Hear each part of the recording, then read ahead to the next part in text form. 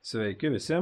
Šiandien apžvalgoj metalo, lakštinio metalo lenkimo rankiniais stakliais. Nereikia čia iš karto įsivaizduoti, kad jau čia stovi įrenginys, su kuriuo galėsit 2-2,5 mm lakštus lankstyti ir kad tai bus jau super preciziniai lenkimai. Čia va tik pabandymui pasidariau tokius lenkimus. Peilį tvirtinau 3 kartus va šitą lenkimo peilį 3 būdais pasitikrinimui ir pažiūrėjau, ką galiu gauti ir kuo kiekvienas būdas turi pranašumų, kokių minusų turi. Biskį iš karto pašnekėsiu apie šitų įrankių įvairovė. Pas mus Lietuvoje, kas yra, tai pagrinde viskas profesionalu. Mėgėjiškų įrankių va tokio tipo gauti yra ganėtinai sunku.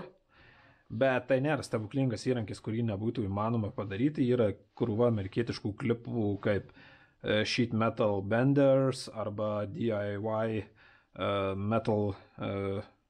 Sheet Metal Breakers, kaip pasidaryti tokius įrenginius ir net tikrai geresnius palyginus, bet paprasčiausiai dėl laiko stokos nusipirkau aš pats tokį ir dar tą pačią Ameriką prisiminus yra ganėtinai pavydu, nes Amerikoje, pavyzdžiui, kai pagalvoji, darbų kainos yra žymiai didesnis negu Lietuvoje, bet sakykime, kad ir net DIY lygio įrenginiai yra lyginant su Lietuva palyginus prieinamesnė, pas mus kainos ganėtinai tokių dalykų, jeigu randi, yra ganėtinai didelės.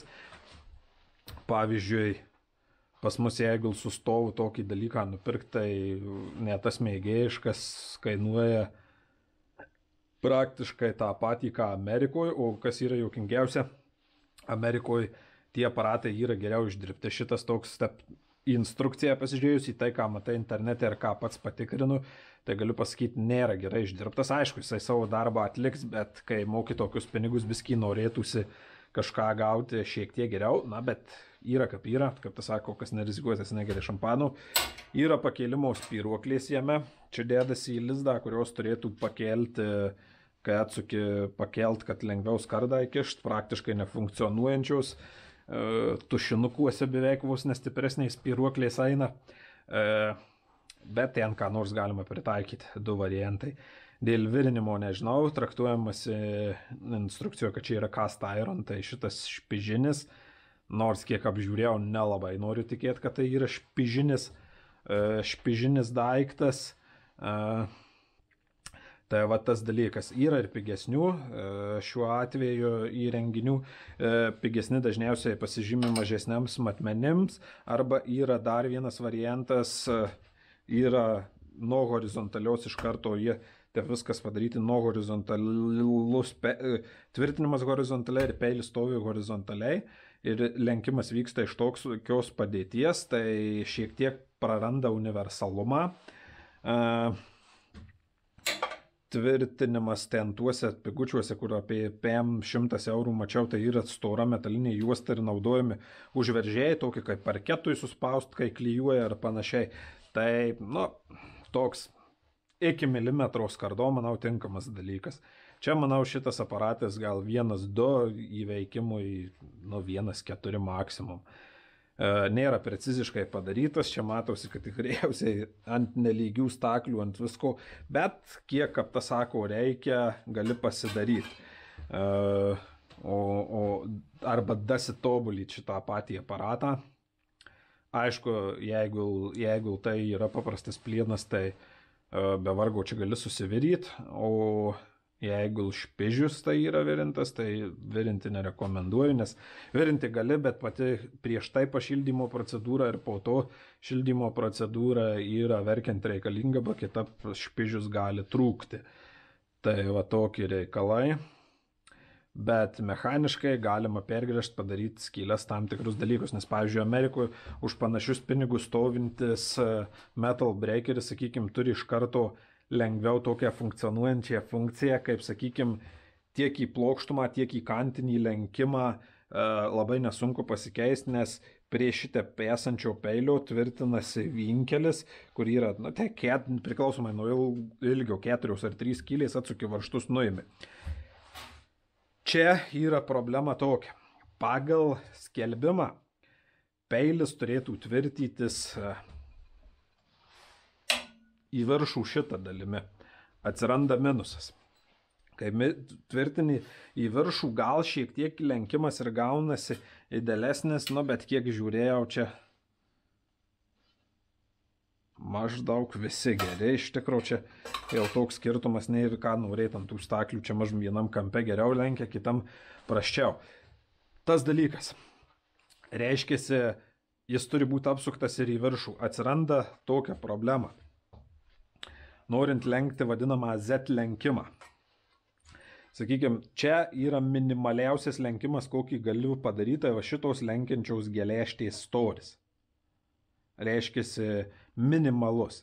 Reiškiasi, aš norėdamas Z lenkimą daryti, pavyzdžiui, šitą pirmą dalį užlenkčiau, šiandien nuleiščiau žemyn, pristumčiau prie pat, užverščiau ir galėčiau lenkti. Ir teoriškai bus peilio storio lenkimas.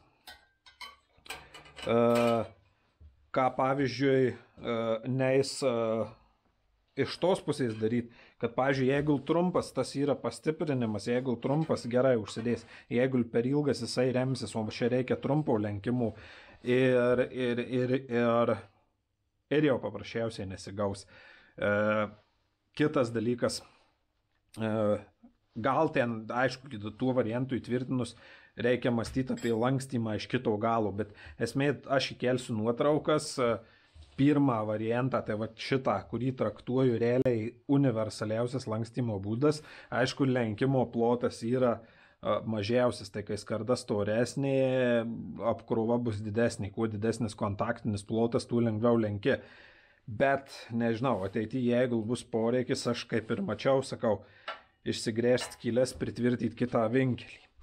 Čia net tas gal, matot, išėmimas padarytas į tą peilį, kad tiksliau gautųsi, bet kokie čia gali būti tikslumai, kai net šitas atraminis, sakykime, 135 laipsnių lenkimo kampus, vedi ir jauti, kad jis nėra idealiai lygus. Tai čia, žinau, toks tikslumas, tai čia tik yra teorijoje. Kitas tvirtinimo būdas antroji vietoje, kurį aš, sakykime, rekomenduočiau, ir po šito peilio, tai yra šitas tvirtinimo būdas. Esminis toks dalykas, atsisukat varžtus, tiksliau atsisukė, vieną atsileidė, atsisukė, net iš tikro gali šitokioj padėti atsisukti, atsileis šitą, persiverti rankeną, nes matot skylės šitoj vietoj, reiškia, skylės turiu čia pasidaryti. Ant vieno varžto geriausia apatinio pasigauni, lyginai tą patį anoj pusį. Peilis gaunasi palaidas. Paskui peilį pasistatai tokią padėtį. Jisai išsilygina palei apatinį atraminį peilį. Atsiprašau. Ir sugaudai nuos varžtus, užsiveržia ir jis gaunasi tokioj padėtį stovintis. Gaunasi įkiši šitaip, didžiausias kontaktinis lenkimo plotas. Ir lenki visų, bet peilis visada stovi šitaip. Reiškia, atsiranda minusas, čia yra 7 cm ir čia 7 cm. Siauresni keli lenkimai priešingom kryptim, dėl tokio peilio padėties jie yra neįmanomi. Vieną lenkimą taip gali padaryti, 2 lenkimus į tą pačią pusę, jeigu ten, pavyzdžiui, palenkiai, iškišai nedidelį galą palenkiai, paskui didelį iškišai ir vėl į tą pačią pusę palenkiai, yra šitas įmanoma. Su šituo, nėra labai įmanoma atlikti toks teoriškai, kiek pasiskaičiau, dalinį, vadinamą boksinį lenkimą, kada dėžė sulankstai. Tai boksiniam lenkimui yra vadinamas naudojamas DIY-eriai, mačiau, naudoja, pavyzdžiui, apsuka tą patį vinkelį, nes vinkelį naudoja kaip trikampių prispaudžiantį, ir įvairiai įpjauna įpjovą skirtingais atstumais ir ten, kur reikia, paprasčiausiai jau, kai 2 sienelės viena prieš kitą atlenkta, lenkiant trečiąją sienelę, tos įeina į tuos plyšius ir automatiškai sudaromas boksinis lenkimas. Profesionaliuose staklėse yra įvairių dydžių peiliai, kurie į čia rėmėsi ir spaudžia kantą skardos ir jų yra įvairių dydžių ir tu paprasčiausiai susirenki varžtai, susisuki įsitvirtini, kur bus lenkimas ir paprasčiausiai lenki ir paprasčiausiai tos dvi atlenktos jau sienėliais praeina. Čia kadangi nėra vertikalus pasitikimas, tai iki kol palies kampukas, gali šiek tiek palenkt, paskui pabaigą turėsi dasibaigti ant spaustuvų ar ant dar kažko. Sakykime, pirmas peilio būdas yra kaip dabar įtvirtinta ir iš to galima atskirti, kad dažniausiai gamintojas, kai nori, kaip čia įvardyti, parodyti, kuriom vietos spaudžiasi, kuriom lenkiasi, tai dažniausiai nori šitą, ta prasme, neuždažo šitų plokštumų, kuriom lenkimas vyksta. Visos plokštumos, kuriom lenkimas nevyksta, yra uždažomos. Tai va toks mano pastebėjimas. Tai sekantis būdas, manau, yra antroji vietoje pagal peilio įtvirtinimą universalumo prasme, tai yra horizontalus. Realiai dar kiek gali priešingą, palaukit, ne priešingą, ta pačia kryptim,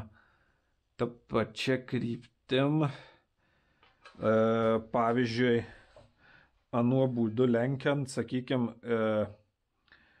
gali prakišęs šiuo būdu, einant irgi gali prakišti, nes pralenda peilį tą, atsiprašau, skardą prakišti pro apatinę dalį ir žemyn spaudžiant, bet vėlgi šitaip peilis neatsistoja 90 laipsnių kampu. Jeigu ilgesnis jau bus kampas, jis automatiškai remsis į šitą atramą arba į pačią plokštumą. Tai žemyn lenkimas yra įmanomas, bet jisai nėra tiek paslankus ir universalus, nes šitaip tu gali skardą praleisti pro pat jį ir lenkt. Į viršų, jeigu ilgas praleisi ir lenksi, tai aišku, jisai gali čia atsiremti. Tai va tokiu atveju į tą pačią pusę, jeigu lenki ir nori, kad mažiausiai tikimybė, kad kliudytų, nors čia ilgiai gal panašus, gal šiek tiek mažesnis, tai gal ir į apačią labiau pavyktų. Galit pasiekti tokį kanalą FitZ, daug fabrikuoja metalą savo rankomis, paprasčiausiais būdais, turi porą samadielnų ir nesamadielnų įrenginių, bet ganėtinai gerai dirba su metalu ir gerų idėjų, kaip, sakykime, metalą reiktų lenkti ir panašiai, net paprasčiausiai paima tokiam, tai aišku, jo gamybos pasikelia šitą, įsispaudžia vamzdį, po juo skardą ir lenkia ir gauna tokį šiek tiek pusapvalį lenkimą. Tai va toks dalykas, sakykime, dar patys šitie lenkimai ir pačių lenkimų, tas visas išgalvojimas priklauso nuo to, kaip tu pagalvojęs panaudosi šitas stakles arba tokio tipo stakles. Ir tas dalykas dar, kaip nežinau, neminėjau, kodėl rinkčiausi šitaip įtvirtyti peilį, nes jeigu ir norėčiau perėti į horizontalų, tai man, kaip ir minėjau, čia tik apsukant peilį, susigaudai, anoj pusėje susigaudai, paskui pilnai susirengi ir užsiverži. O jeigu anoj padėti, sakykime, jau persukus šitą peilį, tai reikia visiškai apsukt peilį, jis nėra iš tikro lengvas, apsukt peilį, pritvirtyti vėl per naujai. Anuo būdu apsukus peilį, dabar tiksliai nepasakysiu, jo, jisai tik tvirtinasi šitokiu būdu į rankenas. Jeigu skylės anaip, jau peilį kada tvirtinimų išorė neįtvirtini, nes paprasčiausiai neužsiekia skylių. Tai va, tokie mano pastebėjimai apie tokias metalų lenkimo stakles. Kam laikas ir stoka su stoka, kaip tas sako, laiko, tai yra ganėtinai neblogas aparatas, aš kaip įsivaizduoju, dar plačiau kažką galėsiu pasakyti po kažkiek laiko. Dabar tik tai prasibandominius lenkimus atlikau, darbą atlieka, aišku, reikia prisireguliuoti, bet irgi, sakykime, ką dar potencialiai matau, tai galimus patobulinimus, o ar būtinai jie bus ar nebūtina, tai šito nežinau. Čia va, pirmas lenkimas, kai uždėta pastiprinimų į viršų. Antras lenkimas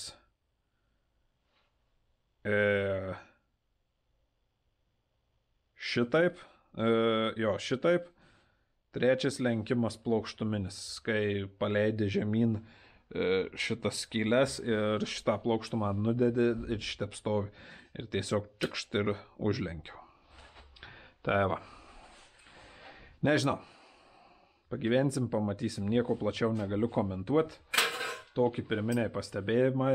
Bet, kaip tas sakau, kitiem gal bus idėja, kaip tokį dalyką pačiam susivirint. Ir jo nepirkt. Tai va. Dėkui. Peace. I'm out.